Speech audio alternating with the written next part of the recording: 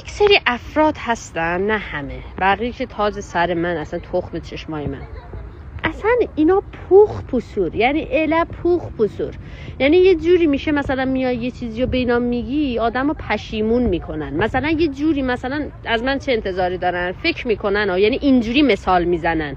شوخی کردن راجبش درست نیست، چون الان همه تو وضعیت بچوخی داریم زندگی میکنیم که من راجبش پست گذاشتم، استوری گذاشتم، کاری که دستم برمیاد.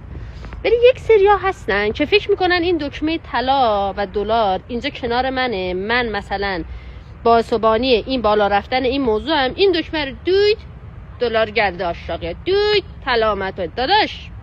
اولا بر باعثبانیش که من نیستم، ولی فلان من در حد توانم دارم کارایی که میکنم، من فعالیت نمیکنم، 2 روز پست گذاشتم راجبش به مردمم تقریبا. آقا آدم نباید دیگه ریا میشه، ولی دارم یه جای دیگه دارم کمک میکنم. این دکمه